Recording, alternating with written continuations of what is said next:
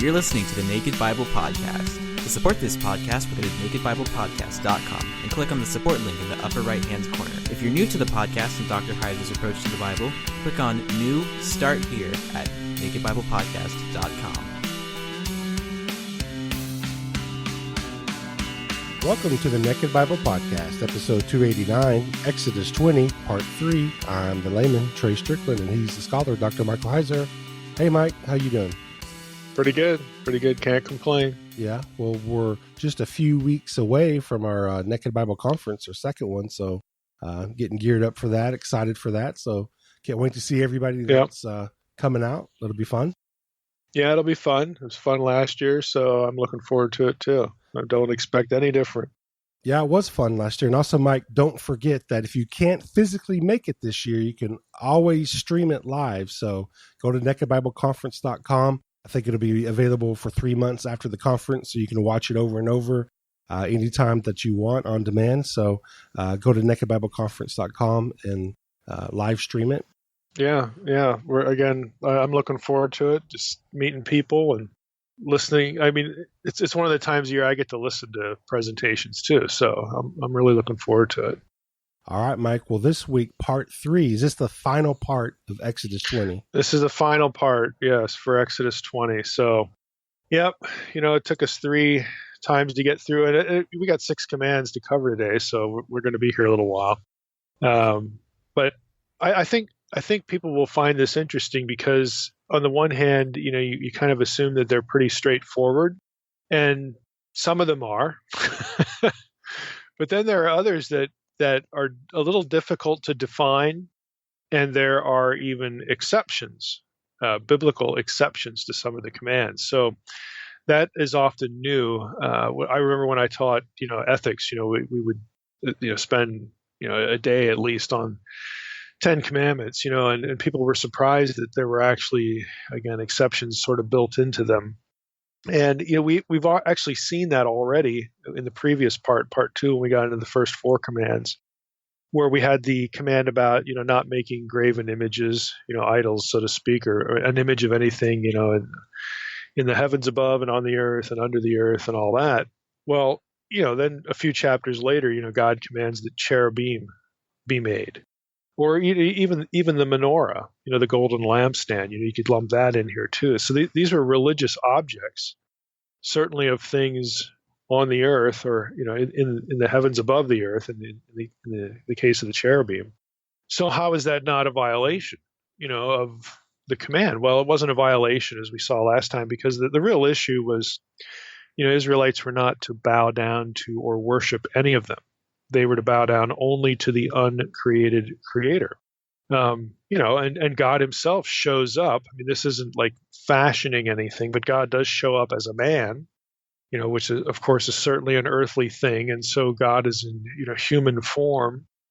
How is that consistent, you might say, with this idea that God is unrepresentable, in these commands, these early commands. So, we talked about that last time, that here you have what seems to be kind of clear cut, but then you've got these other things that sort of impede on it that require some unpacking to show, really to learn, what was the real basis, for the command here. And we're going to get that again today with some of these commands, not all of them, but some of them.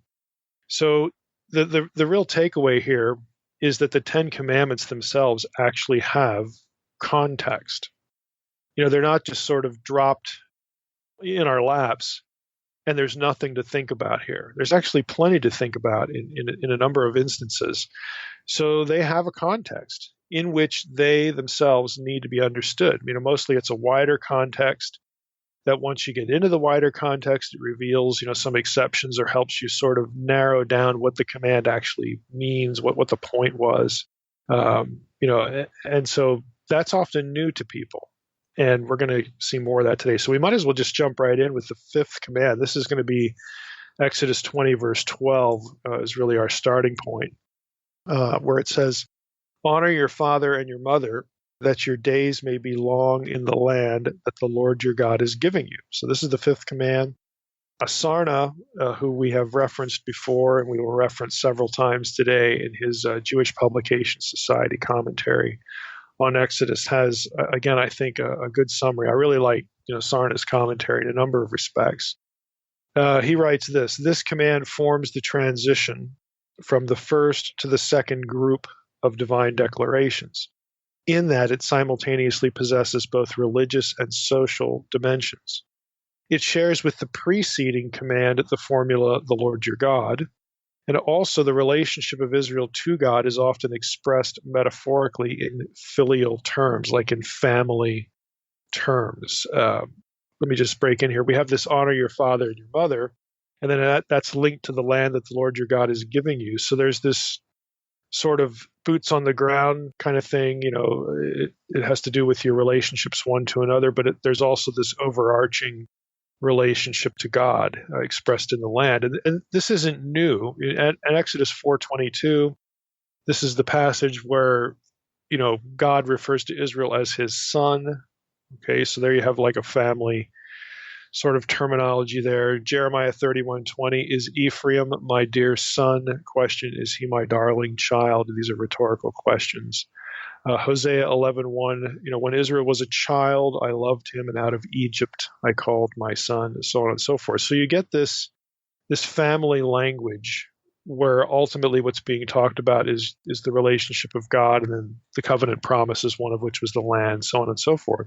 So you get a little bit of that here. Back to Sarna, he says, the same verbs of honoring and revering are used in expressing proper human attitudes to both God and parents. So the same verbs in the Hebrew Bible are used to both how you relate to parents and how you relate to God. So this command is sort of a bridge of the two halves, even though they're not equal halves of the commands. The first four and then the next six: relationship to God, relationship to other imagers, other people. So just by way of example, Exodus 21:17, whoever curses his father or his mother shall be put to death. So, there you have a very obvious one about revering parents. Leviticus 29 is the same way. Deuteronomy 21, again, about the rebellious son. We're going to get into some of these, where it talks about relating, to parents in a certain way.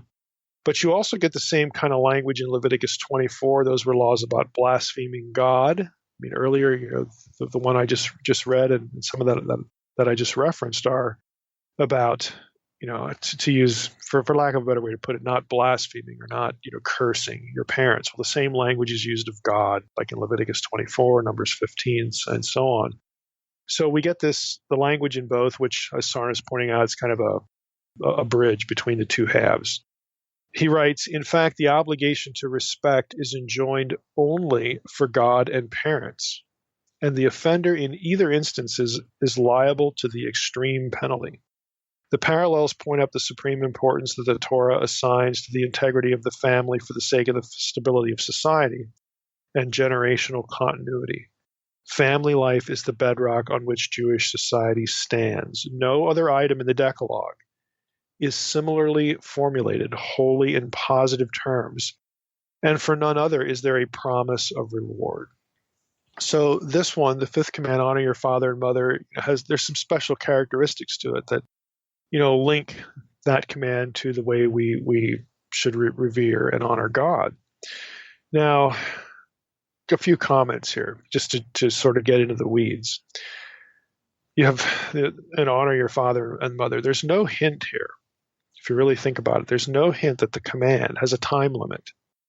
Just says, honor your father and mother, that your days may be long in the land that the Lord your God is giving you. It doesn't say honor your father and mother until, and then there's some limit. Okay, there's no hint that the command has a time limit. There's no hint that it expires when children reach a certain age, or that one parent is valued above the other. Again, Sarna notes elsewhere the command applies equally to son and daughter, irrespective of their age, and it holds for both parents. End of quote. So the question, of course, is, what does honor mean?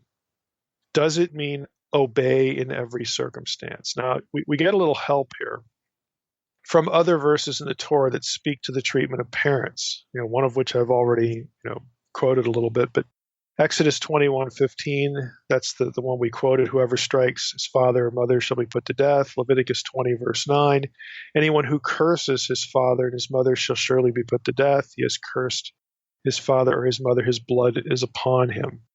Now the verb for cursing there, in Hebrew it's the lemma kalal, and it's in something called the PL stem. Now the PL stem, sorry for the little Hebrew grammar digression here, is often characterized by grammarians as factative in its semantic. And what factative means is that it points, you would have a verb that when the action of the verb is performed, it leads to a certain specific end result. So in this case, since the verb for curse is put in this particular Hebrew stem, that has the end result in mind, often in its semantics. The idea is that cursing your parents results in their being put in a state of being demeaned or humiliated. Okay, this is what you're not supposed to do.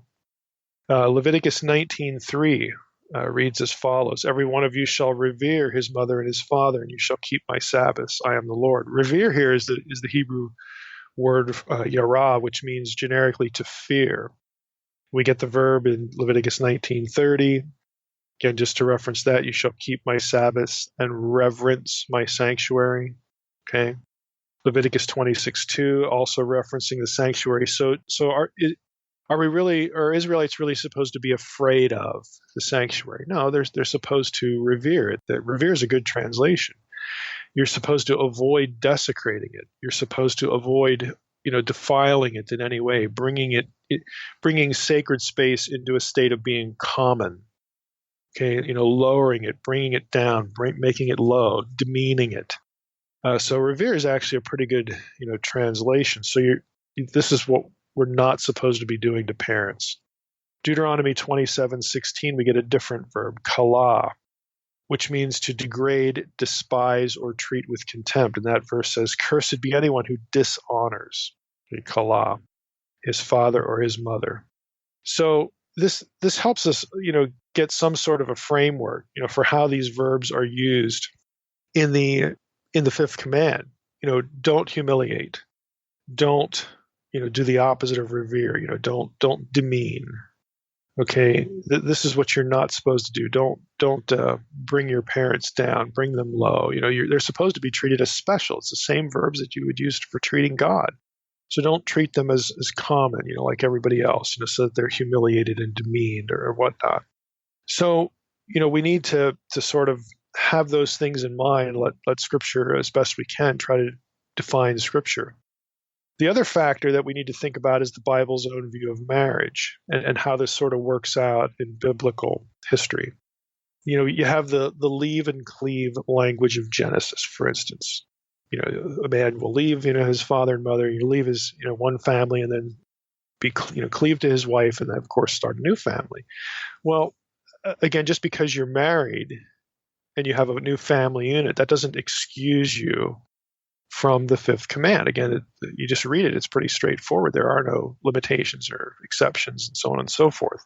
But we still don't quite know what the command means to honor your father and mother. Like, how do we do that, and how do we transgress that? How would we know?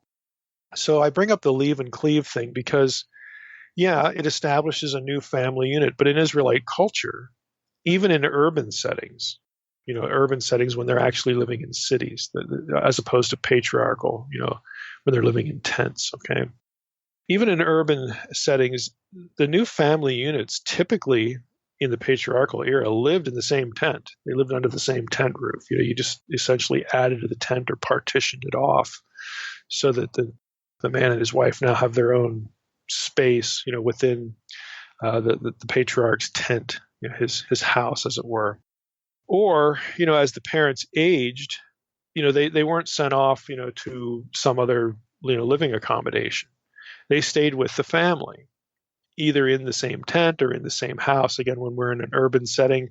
So you often have parents living in the home, parents and these other units, these other family units living together. It's an extended family living situation. And, even when the leadership of the family or the clan passes on to the eldest son or whoever, has the right of the firstborn conferred to them, okay? Even in that situation, the parents are still going to be there. So you have the presence of both one or both parents in the home, and that kind of changes the dynamic, or at least it's a factor that needs to be considered. Regardless, of who has leadership, of the family or the clan, the parents were not supposed to be demeaned or belittled. Again, even when some other son, effectively ran the home and the family's property, the parents, especially the father, had reverential leadership status. Now, in our day and age, really in modern society in general, the circumstances are often quite different. Those set of circumstances really aren't going to play out, at least in modern Western society, really in the same way. So there is a different dynamic here. Let's take another angle at this. So we've got kind of what the verbiage means: don't demean, don't humiliate, don't belittle. Again, treat as special. It's stated positively. We've got a situation where that's what the words mean. There's no limitations or exceptions in the command. The dynamic is a little bit unfamiliar to us because the parents basically stay with the children and the children with the parents really their whole lives. Another bit of a rabbit trail. Well, let's look at it at a different way. There is one passage, the Deuteronomy 21 passage. This is Deuteronomy 21:18-21, where the command apparently does mean obey the parent, where the child is supposed to obey the parent. And we actually have an adult child in the context. So we need to factor this in as well. So let me read Deuteronomy 21:18-21. This is obviously a negative example. But it says, if a man has a stubborn and rebellious son who will not obey the voice of his father or the voice of his mother, and though they discipline him, will not listen to them, then his father and his mother shall take hold of him and bring him out to the elders of his city at the gate of the place where he lives. And they shall say to the elders of his city, This our son is stubborn and rebellious. He will not obey our voice. He is a glutton and a drunkard. Then all the men of the city shall stone him to death with stones. So you shall purge the evil from your midst, and all Israel shall hear and fear. It's like, yeah, I guess they would. Now, the context there seems to be one where the son is an adult, at least a young adult, because he's referred to as getting drunk. He's a drunkenness problem. And the son is undermining the family unit by being a drain on resources or just refusing correction. He's not a little kid where they can chastise him in some, physical way or isolate him in some way or take away privileges, that kind of thing. We have what seems to be an adult relationship here, an adult child. Because of the emphasis in other passages in regard to the prohibition of demeaning parents or treating them with contempt, we might presume that obviously this is what's going on here. I mean, why else would they essentially have to take him to the law, as it were? They're being treated with contempt. This is part of the picture. So the parents in this case do not take matters into their own hands, but instead they take the son to the tribal elders, which in effect in Israel was law enforcement, and put his fate, the son's fate, into their hands. They turn him over. And now the legal system is going to do with him what the legal system does. We, of course, today might have to do the same thing, with a child. In other words, let the legal system handle that kid. And they might do something where, going to law enforcement is appropriate and merited. The passage is therefore an endorsement of the idea that parents may need to resort to these means, to law enforcement. It's not an endorsement of the system of law enforcement or the penalty. It's an endorsement of the idea that, hey, when you have an adult son like this who's treating you with contempt, you may have to just take them to the authorities and let the authorities deal with him. Now, we aren't a theocratic state, obviously, and the theocracy was by definition, I've said this a number of times in the podcast, the theocracy was by definition planned to be obsolete. It's planned obsolescence. At least if we care to think about where all the covenants were supposed to lead, to the reunification of the nations, which meant a circumcision-neutral people of God brought back into the family through a Savior, which is Jesus, okay? This is where salvation history was always supposed to go. The theocracy is sort of a way station along the road to, that God is intending here. So God's plan was never to reinstitute or to institute a theocracy that would endure for all time, and that's how things are going to go now. No, it was supposed to lead somewhere. The theocracy was a stopping point, a way station. And even as far back as the Abrahamic covenant, the Gentiles were in the picture. Jacob's blessing in Genesis 48, okay, through which we talked about, in earlier episodes about the reference to Ephraim. The Gentiles were supposed to be part of this. So from the very beginning, the plan was not an Israelite theocracy. So to say that God ordained a theocracy, and this is God's ordained form of the way that his kingdom family is supposed to be on earth, is wrong. You basically have to ignore not only the way salvation history played out, you have to ignore the way it was intended to play out. That's my point here. So I continually kind of go back to this because we get stuck on these passages like, oh, well, unless we turn our kids over and the kid gets capital punishment, we're not obeying the Bible. Well, again, just rip that thing out of context and pretend a theocracy was, supposed to be, the way things were supposed to, play out in God's plan. Let's just pretend that. It's wrong. Okay, it's just wrong-headed. It's misguided. It's out of context interpretation. So what we have here is not an endorsement of a particular culture or even a particular form of government that God was at one point behind. What we have here is an endorsement of the idea that parents may actually have to let somebody else deal with their kids. That's what it is. We're at that point now. This is an important principle that the Torah, okay, the Bible, the wider Bible, does not endorse a specific culture. Hebrew culture, okay, and I realize I'm striking at the Hebrew roots people, and I don't mind doing that because they're wrong-headed. All right, here, God does not endorse theocracy for the church, for his, for believers through all time. Well, it's the Torah. Well, yeah, I know it's the Torah. If you'd read the Torah, like Genesis 48 and Genesis 12, you would know that Gentile inclusion was always in the picture. You would know that. And Gentile inclusion is a circumcision-neutral thing. Because elsewhere in the Bible, we have Gentiles becoming priests of the Most High. This is all part of the picture. So to pick one period of Israelite history and one facet of salvation history, in this case, theocracy, and say this is the way God wanted it from the beginning to the end, it's just wrong. It just is. And so that's important when you get into things like the commands, and because the commands are the foundation for ethics.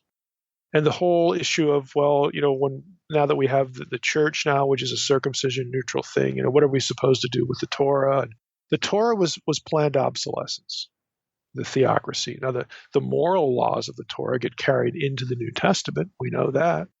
That makes sense because it's just morality. But the specific laws of the theocracy do not, because they are they are operative within a theocratic state, which was never the designed endpoint. Again, so this is important. I would say this in regard to honoring the father and the mother, again, having gone on that little rabbit trail. But again, that's going to help us, at some points in the rest of the episode. The command, to honor the father and the mother may not have a scriptural limit, but it does have practical limits. So we need to get real here. And, what I'm going to say here would have been logically applied, in the theocratic state as well. People kind of know when, let's say, the parents are just not functioning like they are, like they should be. There might be a health problem, something like that. People are people. We try to not treat parents with contempt. We want to make sure they're not belittled. This is what these verbs mean in the command. They don't mean to obey at all times in every circumstance, regardless of how absurd or abhorrent it might be. So let's get real. The command wasn't given so that a parent or parents with dementia would have to be obeyed, no matter how irrational they have become. That's just real life. If your parent in Israelite society is commanding you to sin, sorry, but the fifth command, and no command of God, I will add, is given so that you enable evil to proliferate. No command is given so that evil gets help. Okay, that is not the point of any command, including the Ten Commandments. And when we have a situation where someone is obviously debilitated, okay, this is real life. It doesn't. The command doesn't require slavish obedience by children when a parent wants to do evil or wants the child to do evil. The first authority is God, and God is omniscient. God actually knows when it's in a parent's best interest to not let that parent have authority. God knows the circumstances. He's not surprised by any of these things. Sometimes we read these commands, again, as if they require us to check our brain in at the door or ignore a real life circumstance. God knows the circumstances you are in. So, I know believers often struggle with this, how to honor a parent's wishes. When do I say no to a parent? Because I just know that if I say yes, it's going to really be bad. It's going to be destructive, not only to my parents, but to somebody else. What do I do? Again, God knows the circumstances. He's not learning anything when he looks at your situation. He knows. He knows the circumstances you're in. He knows the motivation of your heart as well. And sometimes to honor a parent means making a decision contrary to their wishes.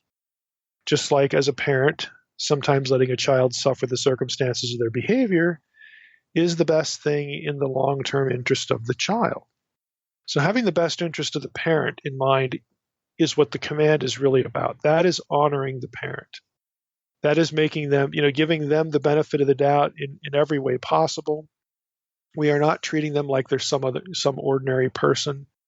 They have special status. This is why we're struggling with the decision. If it was somebody else, we wouldn't struggle at all. Okay, we're struggling with the decision because this is our parent or parents. We're trying to make the best decision for them. God knows the real motivation in our heart. He knows the things that we say and don't say that are just floating around in our head. God knows all that. So we do need to be careful about the decisions we make in regard to parents, especially when they get to a certain stage in life, because God does know, and we will be accountable, either in this life, or we will suffer loss, when it comes to reward in heaven because of the decisions we make. I mean, we're not going to get away with anything is the point. So we do need to be careful. We need to do the best job we can to honor them. But sometimes the best way to honor them is to say no or come up with some alternative. And God knows that. Again, God isn't learning anything here. God actually knows the circumstances, and he knows what's in your heart. He sees everything, and he knows everything. He knows if you're really acting in self-interest. He knows if you're taking pleasure in your parents' displeasure. He knows all that. God is not fooled, and he will not be mocked. So the bottom line is that this command, which doesn't expire, speaks not of handing absolute dictatorial authority to parents, no matter their situation or no matter what they want. That isn't the point. Rather, it speaks of not belittling or demeaning them, treating them in the best way possible with the circumstances being what they are. Don't treat them with contempt. Treat them well as best you can, God being your witness. And that's tough sometimes. Let's move on to command number 6. You shall not murder. This is Exodus 20:13. Now that's the ESV. The exceptions in this command are discernible by virtue of that translation. You shall not murder, as opposed to other translations that say something like you shall not kill. Now, if you're going to translate the verse, you shall not kill, that produces conundrums or conundra. When you look at the rest of the Bible does command taking the lives of animals, for instance, sacrifice. If you're going to, thou shalt not, I've actually heard people say, thou shalt not kill, we need to be vegan, thou shalt not kill. Well, is that really what the command means? Because God actually did command sacrifices. So you got a problem here, dude. God also commands taking the life taking human life in war, or the life of anyone who has committed a capital crime, both within Israel and even before we get to the theocracy. Now, Sarna nicely summarizes why murder, which is the taking of an innocent life, a life that has done nothing deserving of death in a legal sense. He talks about why that is in view biblically, and of course this is with respect to human beings. He writes this: the Hebrew stem ratzach, as noted by Rashbam and Bekor Shor, these are two rabbinic authorities, applies only to illegal killing, and unlike other verbs for the taking of life, is never used in the administration of justice or for killing in war. Now, let me read that again. The verb here in the command, ratzach, is never used in the administration of justice or for killing in war in the Hebrew Bible. That's a significant point. Also, it is never employed when the subject of the action is God or an angel. God never murders, and his angel never murders either. They never ratzach. This command, therefore, cannot be used to justify either pacifism or the abolition of the death penalty, both of which, Sarna writes, would have to be argued on other grounds. In other words, that's the end of the Sarna quote. In other words, he's saying it's illegitimate to argue, again, for those things, pacifism or to abolish the death penalty, on the basis of this command. You're going to have to do it some other way. And again, I think that's a significant point, to bring up as far as the discussion, because this command does get used in the wider culture for those causes, and they're just not. Again, if you're just taking the verse and you're not looking at any other verses, you're not looking at where the verb is used or not used anywhere else. Okay, then thou shalt not kill. No, that by definition would be taking the command out of context, and that's what Sarna is objecting to. Now he adds an interesting side note that takes us into the social ethical application of the command. He writes, Genesis 9:6 provides the rationale for the prohibition on murder, again, taking an innocent life. Whoever sheds the blood of man, by man shall his blood be shed, for in his image did God make man. This means, Sarna writes, that society must exact satisfaction for the crime of murder because life, being derived from God, is infinitely precious and is his alone to give and to take. By his unspeakable act, the murderer usurps the divine prerogative and infringes upon God's sovereignty. And because human beings are created in the divine image, he also affronts God's majesty. For this reason, it is not in the power of human beings to forgive a murderer or to commute the death penalty into ransom, as Numbers 35:31 makes clear. Let me read you that verse. He's speaking now of Israelites and those who are going to follow the Torah here. Numbers 35:31 says, Moreover, you shall accept no ransom for the life of a murderer who is guilty of death. He shall be put to death. So there were other commands. We talked about this in the Leviticus series that could be downgraded. Could be the penalty could be adjusted in some way. Murder is not one of those, and it's for these reasons that Sarna is articulating. Now he adds, before we end his quote, in practice, however, at least in Second Temple times, imposition of the death penalty was a rare occurrence. That is also true. It was rarely ever carried out. So we're not going to do an episode on whether the Second Temple Judaism was fudging on the Torah. I think it's fair to say in this regard they were when they don't do this. But Sarna's bigger point is that, look, the rationale for this is rooted in Genesis 9:6, which is pre-Mosaic, and it's rooted in the image of God and God's own authority. Okay, life is from him, and he alone has the authority to give it and to take it legitimately. Okay. Now, Wenham also comments on this. This is the Word Biblical Commentary, and his thoughts echo those of Sarna, but he has a little bit of nuancing in here. He writes, the precise meaning of the sixth commandment depends on the definition of ratzach. This verb occurs just over 40 times in the Old Testament, far less frequently than the more general terms, harag, to kill, to slay, or to destroy, which occurs more than 160 times, and the hifil of the verb mut, cause to die, i.e. kill, which occurs more than 200 times. Ratzak plainly refers to killing that can be understood to be murder, and some translators so render it. But Ratzak can also refer to unintentional killing, i.e. manslaughter, as in Deuteronomy 19:3, 4, and 6, and Joshua 20, verse 3. And therefore, it extends to the legal execution of a convicted killer, as in Numbers 35:30. One could therefore conclude that Ratzak is a verb of specialized application, referring to killing that brought illegal violence into the covenant community. Such a general understanding of Ratzak fits its pattern of usage in the Old Testament. The verb refers only to the killing of persons, never to animals, and it can refer to capital punishment, but not to killing in war. Okay, so there you go. Again, manslaughter, because it's not legitimate killing. It's not something that God through the law would sanction. So manslaughter is still an illegal taking of life, but the penalty for that was different than premeditated murder. And again, without getting into all the laws, those of us who have read, through the Torah, know that these things were treated differently. So when it comes to thou shalt not murder, there are exceptions if we understand what Ratzak actually means and how it is used and how it is never used. So I think, again, that discussion, getting into the word a little bit, helps us understand, and incorporating the wider context helps us understand what the command means and what it doesn't. Let's go to the seventh command. You shall not commit adultery. Now, obviously, you're going to wonder, what's not clear there? Where's the ambiguity? What could possibly be an exception to this? Well, we'll get there.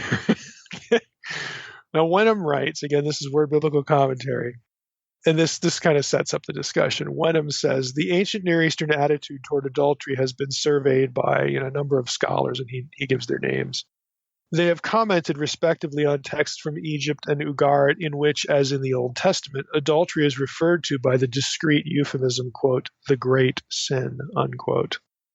The Hebrew verb for this great sin and the verb of the seventh commandment is na'af, to commit adultery. It is used in the Old Testament with both men and women as subject, though far more frequently of men, and by analogy as a designation of idol worship, the violation of the bond of covenant relationship with Yahweh. Great sin, quote unquote, is used in the Old Testament of both those betrayals. That's the end of the Wenham quote. So that's kind of interesting. The Old Testament refers to adultery as the great sin, and the other place that expression is reserved for is idolatry. Again, that's just a really interesting observation. Now, for the purposes of our discussion, and the exception that I've sort of alluded to, we need to understand something from the outset, how the Old Testament defines adultery. I'm going to tell you right now, and this might be news to some of you, the Old Testament, the Torah, defines adultery in a way that we don't. We're actually more prohibitive in this regard than the Old Testament is. Here's what I mean. Here's how the Old Testament defines adultery. This is where you're going to see na'af used, these contexts. Number one, a man having sex with the wife of another man. Okay, I'll just read an example with each. Leviticus 18:20. You shall not lie sexually with your neighbor's wife, and so make yourself unclean with her. Okay, so a man having sex with the wife of another man, that's adultery. Number two, a man having sex with a woman betrothed or engaged to another man. That's Deuteronomy 22:23 through 27. If there is a betrothed virgin, and a man meets her in the city and lies with her, then you shall bring them both out to the gate of that city. And you shall stone them to death with stones, the young woman because she did not cry for help, though she was in the city, and the man because he violated his neighbor's wife. Now, you see there, betrothed virgin is defined as neighbor's wife. Engagement was just like being married. Okay, but the passage continues, but if in the open country a man meets a young woman who is betrothed and the man seizes her and lies with her, then only the man who lay with her shall die. Again, the presumption is that she cried out. You shall do nothing to the young woman. She has committed no offense punishable by death. For this case is like that of a man attacking and murdering his neighbor. Because he met her in the open country, and though the betrothed young woman cried for help, there was no one to rescue her. So that's different. That's rape, okay? So the key point here is that betrothed woman is defined as neighbor's wife in that passage. So that's two. So how does the Old Testament define adultery? A man having sex with a wife of another man, a man having sex with a woman betrothed to another man. Third, it defines adultery as a married woman willingly having sex with a man who is not her husband. Okay? And this is where, like, Hosea and Ezekiel pick up on the idolatry, the spiritual adultery thing. Playing the whore, that kind of language. So we've got three ways, three elements here, three trajectories that define adultery in the Torah. Now, it should be obvious what isn't included here. What's not included is a married man taking another woman or a series of women to be additional wives, so long as none of them are married or betrothed to someone else, to another man. That's not adultery in the Old Testament context. It's never defined as adultery. The key is, again, whether the woman was married or, again, engaged. Now, this is no surprise, given the patriarchal, polygamous culture into which God inserts himself when calling his people out of Egypt. Okay, God, shows up while they're in Egypt. He had talked to the patriarchs before, Abraham, Isaac, and Jacob. God never tells them, now look, I'd really love to have a covenant with you, but you need to not be patriarchal and polygamous in your culture first. And then we can talk about having a relationship. Then we can talk about me using you to kickstart the kingdom of God. I got to start somewhere, so I'm starting with you. But before I can start, you got to not be polygamists. God never does that. The culture is incidental. God doesn't create the culture. He invades it. He inserts himself into it, and he calls, Abraham. He enables Abraham and Sarah to have a child. He punishes, it doesn't go well when Abraham goes outside the bounds of what God had told him, but taking Hagar at Sarah's suggestion, again, that was a normal suggestion. That's why Abraham doesn't recoil in horror when Sarah, who isn't getting pregnant, says, well, why don't you just take Hagar? Maybe that's what God meant. You have a kid, God wants you to have a kid. He promised you to have a kid, so go take Hagar. And Abraham's like, yeah, okay, that makes sense. He doesn't recoil in horror because it's already part of their culture. But God has to intervene and said, look, this wasn't the point. The point is that Sarah is the chosen one because she is barren, and I'm going to supernaturally enable her to have a child. Okay, so, this is part of the culture. God doesn't create the culture. Well, it's in the Bible. Yeah, it's in the Bible. Lots of things are recorded in the Bible that God doesn't come up with. This is one of them. There are lots of these cultural things God doesn't create and come up with. They just are when God invades the setting, when God enters into the picture. And so you got their descendants down in Egypt for 400 years, and God, calls Moses, the burning bush, and says, hey, I need you to go down there, and I'm going to let deliver my people, and so on and so forth. He doesn't go with a message that, hey, God's really interested in taking you out of here, but you got to get rid of the polygamy thing. Again, it's absurd. But yet we read the Bible this way. They don't have any law on anything until Moses. There's no patriarchal law that's codified. And I know all the Noahide law stuff, whether we sort of make up the idea that this gets codified, and it doesn't. There's nothing in the Bible about that. That is rabbinic tradition. And frankly, it's an overread of the Noah passage as well.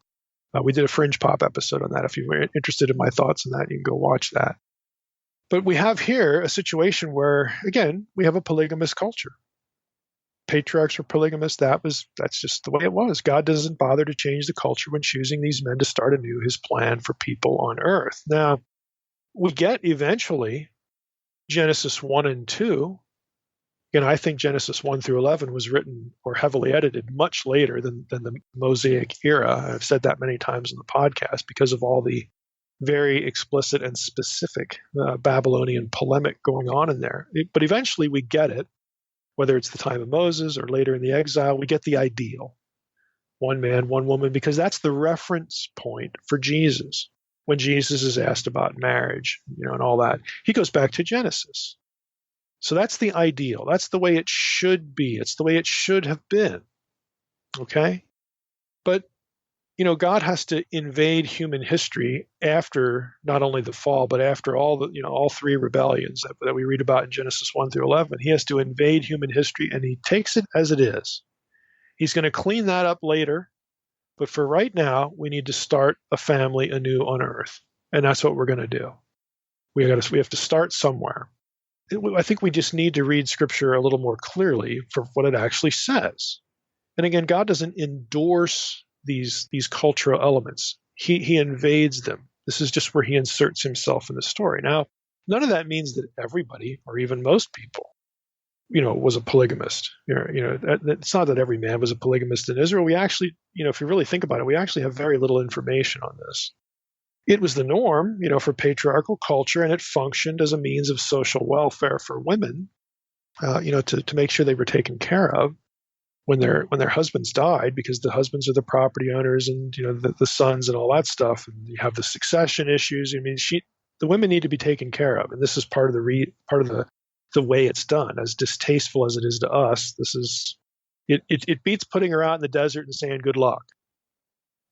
Okay, it really does beat that. So it's the norm for the patriarchal culture. It's part of the social welfare system. Once Israel was in Canaan, once you have an urban situation, the need for a patriarchal system isn't as apparent. You just think about what urbanism means for something like middle-class living. And, you're not dependent on flocks and herds, and you don't need to have lots of kids by lots of wives to manage huge flocks and herds. The circumstances change, but we're just not told many specifics in the Bible about how life was. So we have very little way of knowing how many families were polygamous or not. Our only glimpse into this is with the leadership, royalty. And in such cases, there's the added consideration there, and I use consideration. It's a nice term. I'm not saying it's a good thing. But we have the added consideration of political and family alliances when you get into the monarchy. What we do know is that someone like David had no qualms about having more than one wife, nor is he condemned for it, so long as it wasn't adultery. He is condemned for adultery with Bathsheba, but he has other wives before that. So that's what we know. We have a kind of a spotty picture. Now this leads us to the chief exception for the adultery command in Israelite culture, and that is, yes, generally taking other women sexually as wives as long as they were not married to someone else or betrothed. Well, there was actually a legal institution to do that, and that is Deuteronomy 25, 5 through 10, what we call levirate marriage. Levirate and lever these are Latin terms for what the passage describes. Let me just read the passage. If brothers dwell together, which is an interesting phrase, but if brothers dwell together and one of them dies and has no son, the wife of the dead man shall not be married outside the family to a stranger. Her husband's brother shall go in to her and take her as his wife and perform the duty of a husband's brother to her. And the first son whom she bears shall succeed to the name of his dead brother, that his name, the dead person, may not be blotted out of Israel. And if the man does not wish to take his brother's wife, then his brother's wife shall go up to the gate to the elders and say, my husband's brother refuses to perpetuate his brother's name in Israel. Boy, isn't that cutting? He will not perform the duty of a husband's brother to me. Then the elders of his city shall call him and speak to him. And if he persists, basically they're trying to talk him into doing this. If he persists, saying, I do not wish to take her, then his brother's wife shall go up to him in the presence of the elders and pull his sandal off his foot and spit, in his face. I mean, this is a contemptible thing. For the brother to refuse to take this woman as his wife is a contemptible thing. Now, here's the question. What if the brother's already married? he's still supposed to take this additional woman. This is the law. There's nothing in Deuteronomy 25 about that lets him off the hook if he's already married. This is a divinely, this is part of the Torah. This is a divinely ordained exception to what we would think is adultery. But the Torah, this is not adultery in the Torah, because this woman has no husband now. She is not married. She is not betrothed. He is allowed, not only allowed, but the law basically wants him to take her and add her as a wife, so that the name of the deceased will not be blotted out. Now, Tigay has some interesting commentary here. And again, I've said before, this is my favorite Deuteronomy. I just like Tigay's commentary. He's a good writer, and he always gets to the point. So, in verse 5, he comments on the phrase, if brothers dwell together. The precise force of this term, together, is uncertain. It could mean that the brothers are living in the same family estate, either because their father is still alive or because they have not yet divided the estate after his death. But it could also mean that they are living near each other in the same vicinity. In Genesis 13:6 and 36:7, quote, dwelling together, unquote, means dwelling close enough to use the same pasture land. In either case, this condition is perhaps related to the fact that the offspring of the levirate marriage, the brother-in-law marriage, will inherit the dead man's property. This may mean that in biblical times the marriage was obligatory only if the levirate's home, where the widow and the future child would reside, was close to that property. So Tigay is suggesting, if we take the biblical phrase, maybe if you lived like 500 miles away, you don't have to do this because it's really connected to property. And that's possible. Tigay also comments on the phrase he has no son. The halakha and Septuagint, halakha is again Jewish law, Jewish legal theory, and Septuagint take ben, son, to mean offspring, whether male or female. Thus, levirate marriage takes place only if a man leaves no child of either sex.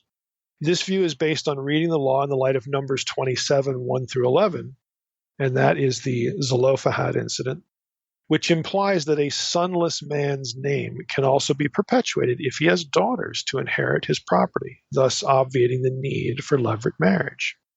Now, Tigay has a whole excursus on levirate marriage, and I'm going to read a little bit of that. He writes, according to Josephus, whose view is echoed by some modern scholars, the purpose of levirate marriage is to prevent men's households from dying out and their property passing to relatives, and to provide for their widows. Now, let me just stop there. You realize what would happen. Let's say you have a woman, her husband dies, and this happens. I'll put myself into the situation. Let's say I'm the brother here. So my brother dies, and his wife, is just there, and I'm supposed to marry her even though I'm already married. Why? It's so that a stranger doesn't get hold of her, i.e., my brother's property. The property needs to stay within the family, both for the family's sake and also for the woman, because he could basically marry or somebody could either swindle her, or a stranger could marry her and then divorce her, and then she's toast. She is just toast. She is abandoned and alone. She has nothing. And in this society, women who have nothing are either going to turn to prostitution, or they're just going to die. Okay, they have nothing. There is no government to take care of them. So it's a serious thing for me to look at this situation and say, okay, I'm going to add her, and we're going to make sure that she is taken care of and the property stays within the family and the children inherit, all that kind of stuff. This is what it's for. But back to Tigay.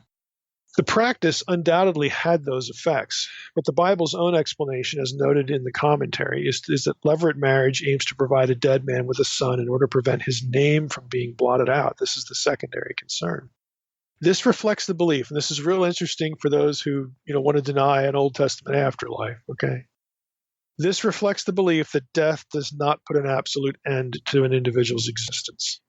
In biblical times, it was believed that dead people's spirits continued a shadowy existence in Sheol, the netherworld beneath the earth, and that the living could assist them in various ways.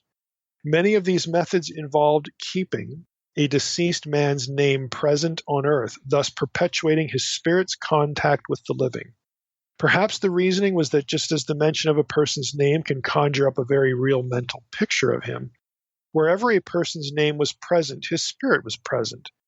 In this respect, a name functioned more or less as an image was thought to function.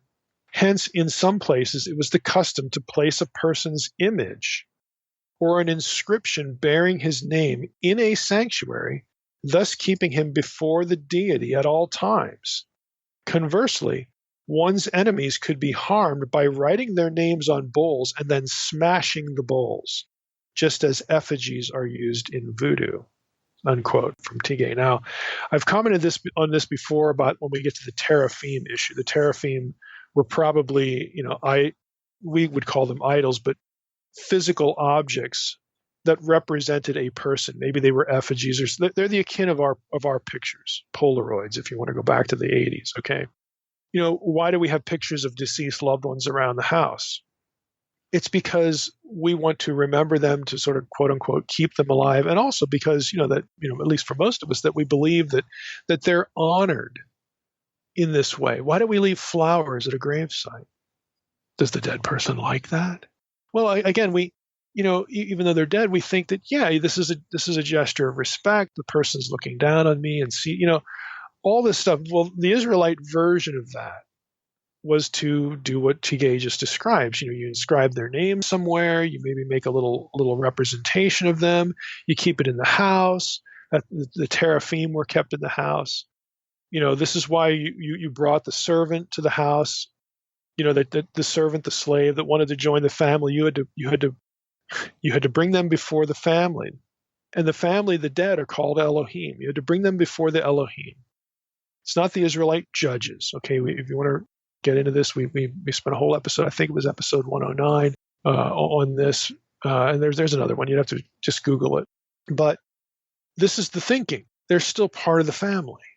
And, again, I realize, this is a rabbit trail here, but this is the part of the logic of levirate marriage. You don't want the person's name to die out. The name is going to be inherited by the son of this new marriage, this new relationship, when the brother adds the woman, as a wife to his own family, and then her first son, inherits the name of the father. I mean, this is the logic of it. Tigay adds, levirate marriage is part of the same complex of practices. It provides a man with a son posthumously to assist his father's spirit in ways just described. Given the importance of perpetuating the name of the deceased, it seems likely that the son would not only be legally attributed to the deceased man, but would also take his name as a patronym. Marriage of a widow to a member of her husband's family is also mentioned in Genesis 38. And here's where we get into the Onan incident. It's also mentioned in the book of Ruth. In Genesis, Judah, the father of the dead husband, is still living, and it's his responsibility to ensure that another of his sons marries the widow. The second son, Onan, is unwilling to provide a son for his brother. What he does is he has sex with her and then withdraws, and he, quote, the King James, spills his seed on the ground. He uses her. He doesn't want the responsibility of the levirate relationship.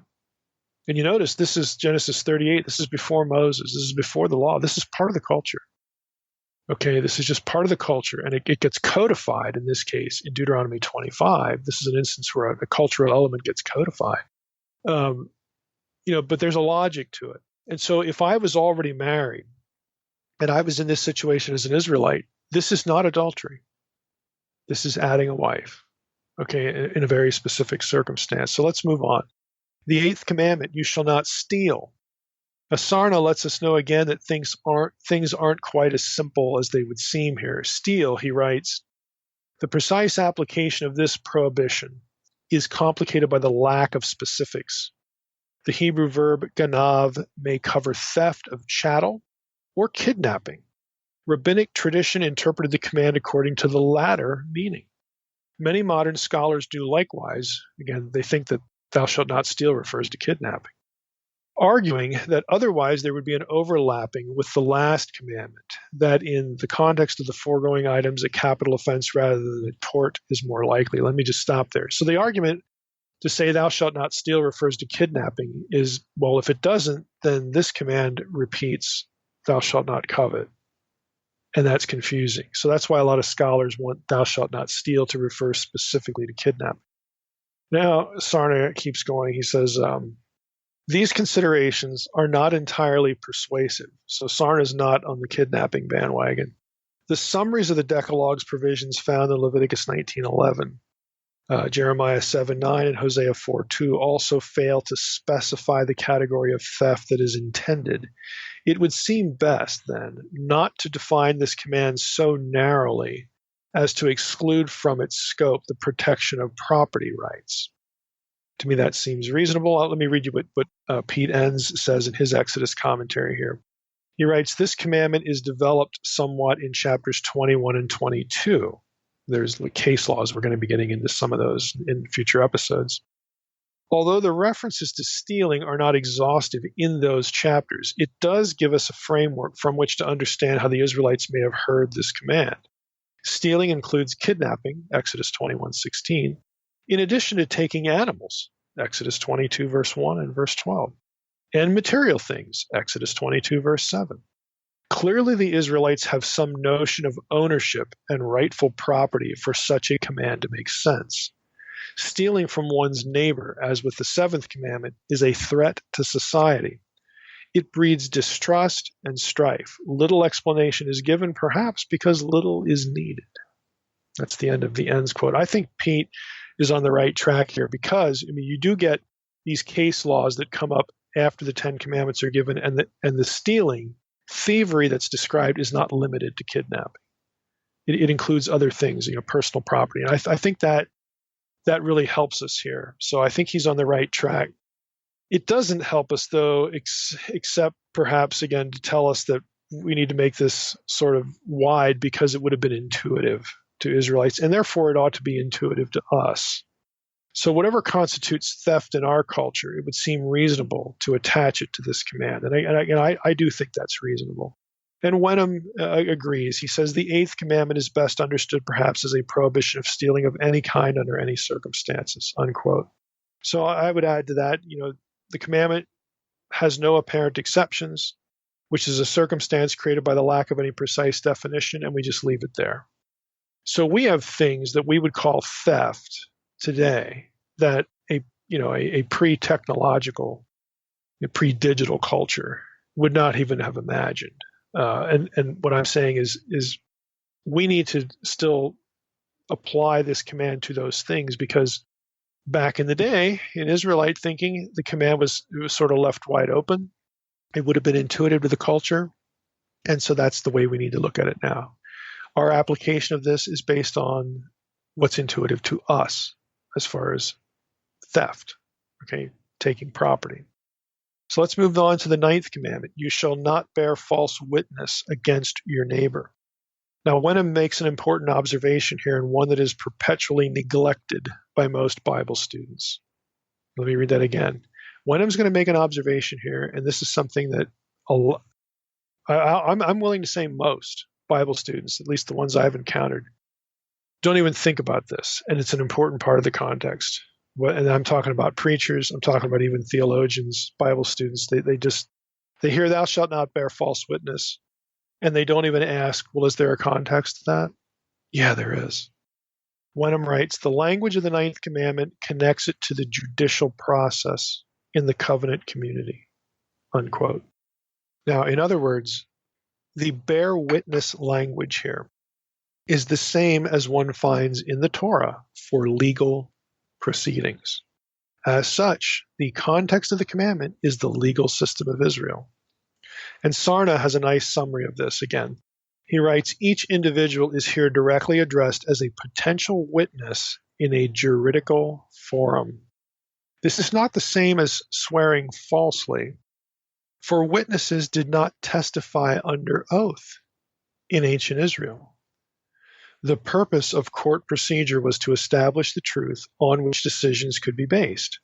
The witnesses, whose testimony about the facts with which they were acquainted, was always given orally, and they constituted the key factor in the judicial process.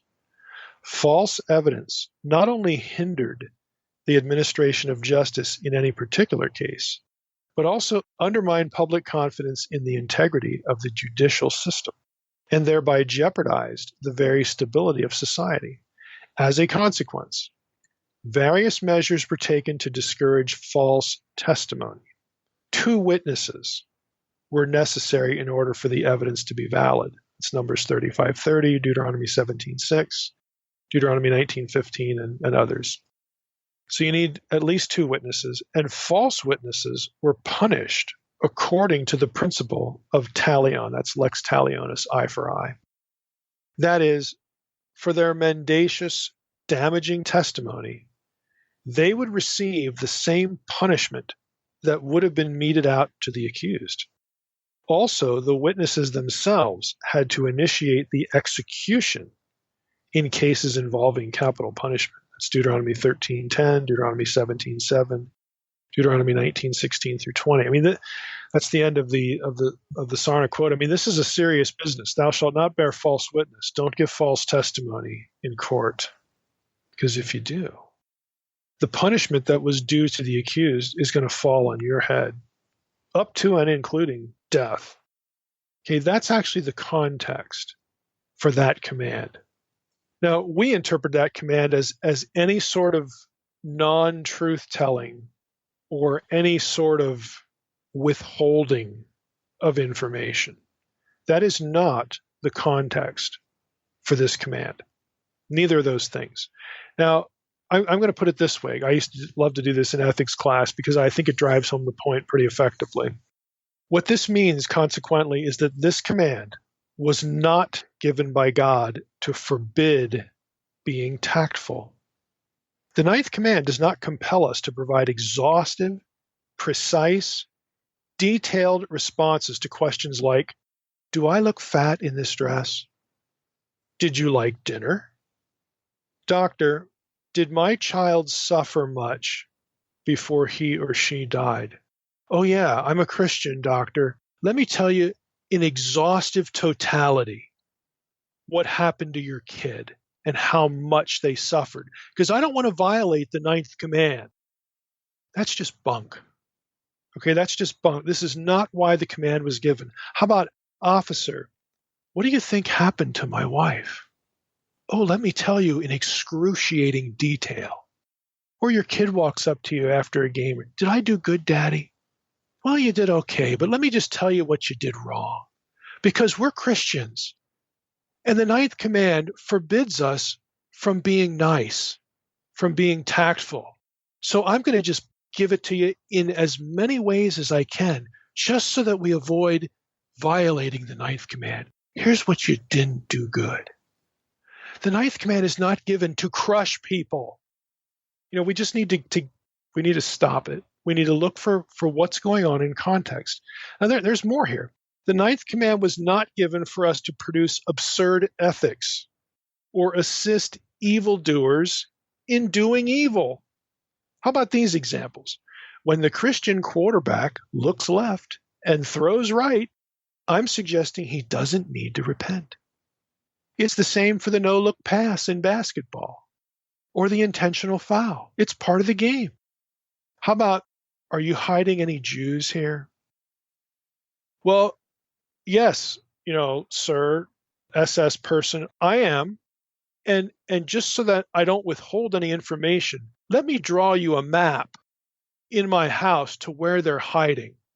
Because, I don't want to violate the 9th command. Or let me lead you to them so that you don't waste your time, or I can't be accused of withholding information. How about the drunken dad comes home and in a rage yells at the kid, "Where's your mom?" And the kid knows that the whole reason for the question is so he can beat her. Well, Daddy, we're Christians, so yeah, I'll tell you where Mommy is. Again, this is bunk. This is not why the 9th command was given. A little lighter, are you planning a surprise party? Oh, yeah, here are the details. Gosh, I don't want to withhold any information. Look, this is not, again, I could just go on and on with these things. But this is how and I'm going to say it, this is how we undermine, we destroy this command. We do. These and other circumstances are not what this command forbids. We know this for sure because God himself uses deception to thwart and punish evil. We did a whole episode on that on the podcast, episode 210. God's use of deception to punish evil. Aside from the obvious judicial context, thou shalt not bear false witness, again, the witnessing language, the best way to apply this command is to remember that you owe the truth to those authority structures and partnerships, relationships that God has placed over you and put you in. Things like the government, church leadership, marriage. You owe the truth to your spouse, child-parent relationships. Okay, these are the institutional things that God has given and endorsed and uses and has put you in and put over us. But again, the point of the command is not to compel you to crush people, to crush their spirits and to avoid being tactful. It's about truth-telling that doesn't damage fellow imagers and that doesn't make evil easier and more possible. It doesn't proliferate evil. So let's move on to the 10th command. This is verse 17. You shall not covet your neighbor's house. You shall not covet your neighbor's wife or his male servant or his female servant or his ox or his donkey or anything that is your neighbor's. Okay. Now, Sarna, again, referencing him, summarizes the difficulty with parsing this command. He writes about covet, this term, a study of the biblical context in which the Hebrew stem chamad occurs, discloses that it does not signify the general human proclivity for acquisitiveness, that's acquisitiveness, to acquire things. Rather, it always focuses on a specific object of desire, the sight of which stimulates the craving to possess it. However, because of an inherent ambiguity in the biblical usages of that Hebrew stem and the verb, the meaning of the present command has been a matter of dispute. Action, not just a hidden mental state, is certainly implied in Exodus 34:24. Quote, no one will covet your land when you go up to appear before the Lord, unquote. Yet a decidedly inward feeling is understood in Proverbs 6:25, literally, do not desire her beauty in your heart, unquote. Further, passages like Deuteronomy 7:25, Joshua 7:21, and Micah 2:2 indicate that chamad itself, having a passive nuance, is of sufficient intensity to stimulate active measures to gratify the desire. The issue is further complicated by such questions as whether desire or its avoidance can be commanded or legislated, and whether there can be liability for mere intention or feeling. But this poses no greater difficulty than does the oft-repeated command to love God, to love one's neighbor and the stranger, and to not abhor an Edomite or an Egyptian, or not hate one's brother in one's heart. And that's nice. It's a little bit abstract, so I'm going to read you Wenham's approach. I think it's a bit more helpful. And then we'll wrap up. Chamad is by choice a reference to an obsessive covetousness that could be the gateway to the violation of every other principle in the Decalogue. The 10th command, in other words, let me just break in. The 10th command basically is at the root of violating all the other ones. Wenham writes, thus coveting for oneself the gold and silver with which idols are decorated leads to idolatry, the violation of the first commandment. Desiring the free love of the fertility cults leads both to the worship of other gods and to sexual irresponsibility, the violation of the first and seventh commandments. Yearning after the possessions of others may lead to stealing, a violation of the eighth commandment. The 10th commandment, therefore, I'm skipping ahead, thus functions as a kind of summary commandment, the violation of which is a first step that can lead to the violation of any one or all of the rest of the commandments. As such, it is necessarily all-embracing and descriptive of an attitude, something internal, rather than a deed. It was perhaps set last in the Decalogue precisely because of this uniquely comprehensive application, unquote. And I think that's well said. I would agree that's what's at the heart of the covet command. It is the place where the violation of all the other ones begins. So I think it's well placed and certainly, is pretty devastating in terms of the necessity of circumscribing our behavior, not just our behavior, but our thought processes. It's James, about how sin is conceived and brings forth, death and all that. Now, the rest of Exodus 20, all the way through Exodus 23, verse 20. So basically over 2 chapters. Oh, really 3 chapters.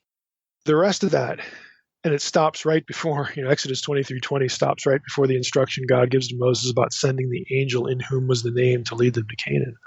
All of that stuff up to that point is comprised of a wide description of other laws. The context for those laws will be these first 10, obviously, but there will be laws that are new in the sense of not specifically deriving from these 10. But even those might be said to have a peripheral conceptual relationship to these 10, to the Decalogue, about relating to God and fellow imagers, fellow members of the covenant relationship with Yahweh. And so we're going to jump into those, basically the 3 chapters. I'm going to land in different places in that material. I don't know if we'll spend more than one episode doing that, but that's what's coming next. Some specific sort of case laws, application of what we've just read through in the Decalogue. And we'll tackle, again, not everything, but some of the things that are interesting in that material as we keep going through the book of Exodus. Mike, I just got a quick question about the structure of the Bible. Why not in chapter 20 there? Why start with the laws of the altars in chapter 20 rather than 21? Oh, as far as like interrupting the Sinai sequence? Yeah, why, just to break up chapters, why wouldn't they put start with the laws of the altars with chapter 21? Why is it on the end of chapter 20? I'm going to combine a bit of the thinking of that last comment about the 10th command, about how it's the springboard or the starting point for the other ones, with something we talked about in the last episode the first episode, part 1. If this part of Exodus, is more clear when the Decalogue is given in Deuteronomy 5, there it's really clear. Exodus 20, it's less clear, but there are those who argue it's still here. If this is all set up as a covenant ceremony, a covenant event, then the laws need to occur in a certain place in the structure of how covenants were written. Now that is, again, I'm confessing that's more evident in Deuteronomy than it is in Exodus. But there will still be those scholars who argue that this is why to our eye it looks interruptive, but it's actually following covenant formula, for the whole wider event. Once they get to Sinai to when the Decalogue is actually given, it's put in that place because that's where it belongs in the covenant ceremony kind of thing. So it's a little odd, again, to our eye, but I think that's probably it's a reasonable reason. The other one is if you recall from 2 episodes ago, that they're situated here because not to interrupt the theophany necessarily, but to precede the case law that comes. But in my mind, that doesn't answer why you get here at the end of Exodus 20, which we didn't read. You get right after the laws, it picks up, with the scene. Now, when all the people saw the thunder and flashes of lightning, the sound of the trumpet, they're still at Sinai.